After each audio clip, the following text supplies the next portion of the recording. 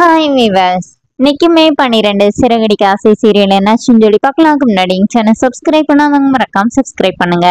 இன்னைக்கு என்ன அப்படின்னு சொல்லி பார்த்தீங்கன்னா, இங்க வந்து முத்து வந்து காரை கிளீன் பண்ண வராரு.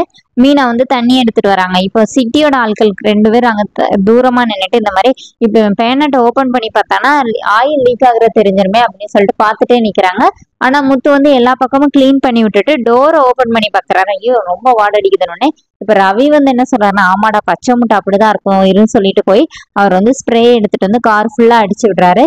இந்த நீ எதுக்கும் வச்சுக்கோ, கார் போகும்போது இந்த மாதிரி வாடை அடிச்சிச்சுன்னா அடிச்சுக்கோ அப்படின்னு சொல்லிட்டு முத்துக்கிட்ட கொடுத்துட்டு அவர் கிளம்பிடுறாரு. இப்ப சிட்டி கால் பண்ணி அவங்க கிட்ட விசாரிக்கிறாரு. அப்போ உடனே அவங்க வந்து இந்த மாதிரி ஒரு முட்டை விற்கிறவன் வண்டியில இந்த மாதிரி இது பண்ணிட்டான், கிளீன் பண்ணிட்டு இருக்கானே, என்ன இது ஓபன் பண்ணி ஏதோ பாக்கல பேனட்டோன்னு, அதெல்லாம் ஒண்ணு பாக்கல அப்படின்னு சொல்லிட்டு இவனுங்க இன்ஃபர்மேஷன் கொடுத்துறாங்க.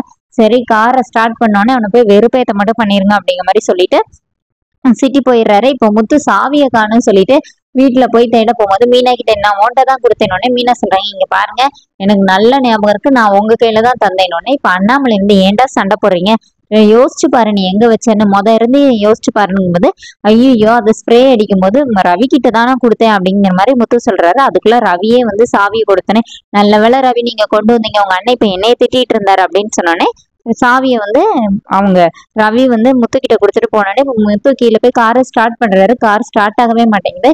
இப்ப மீனா வந்து பேச வரீங்களா, நான் வேணா கூட்டு போனோடனே, எதுக்கு சவாரி வரவங்களா உன் வண்டியில எனக்கு பின்னாடி ஏத்திக்கிறியா போ அப்படின்னோடனே இப்ப முத்து வந்து காரை ஸ்டார்ட் பண்ணி போக ஆரம்பிச்சிடுறாரு. சிட்டியோட ஆட்கள் வந்து முத்து வந்து அப்படியே கோவப்படுத்துறாங்க. முத்து வேகமா டே டே சும்மா இருங்க போங்கடா போங்கடா அப்படின்னு சொல்லும்போது ஒரு ஆட்டோல வந்து குழந்தைங்க எல்லாம் நிறைய பேர் வராங்க. இப்போ முத்து வந்து பிரேக் பிடிக்கல அப்படின்னு சொன்னோடனே அந்த ஆட்டோல இருந்து இன்னொரு சைடு போய் வேகமா போய் அருணோட பைக்ல போய் இடிச்சிடுறாரு. இடிச்ச பிறகுதான் தெரியுது அது அவரோட பைக்குன்னு.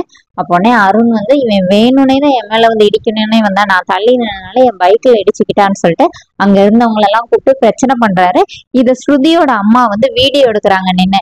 முத்து சொல்றாரு, சார் என் காரு பிரேக் பிடிக்கல, சொன்னா கேளுங்க கேளுங்கன்னு சொல்றாரு. ஆனா அவங்க எதுவுமே கேட்கவே இல்லை. முத்துவை ஜீப்ல ஏத்திட்டு முத்துவோட காரை இன்னொரு கான்ஸ்டபிள் கிட்ட நீங்க எடுத்துட்டு ஸ்டேஷனுக்கு வாங்கினேன்னு சொல்லி கொடுத்தோன்னே முத்து சொல்றாரு, அண்ணே சார் அதை எடுக்காதீங்க, கார்ல பிரேக் பிடிக்கலன்னு சொல்றாரு.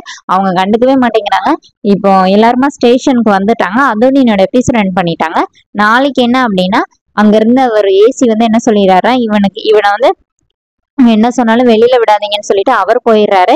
இப்போ அருண் வந்து முத்துக்கிட்ட சொல்றாரு, இதுக்காக தாண்டா நான் வெயிட் பண்ணிட்டே இருந்தேன், உன்னோட டிரைவிங் லைசன்ஸை நான் கேன்சல் பண்ணி நீ கார் ஓட்டவே முடியாம நான் உன்னை பண்ணாட்டி பாரு அப்படின்னு சொல்லும்போது முத்து சொல்றாரு, சார் அதிகாரம் உங்க கையில இருக்குன்னு ஆடாதீங்க, நான் சொல்றதை கேளுங்கன்னு சொல்லி கெஞ்சுறாரு.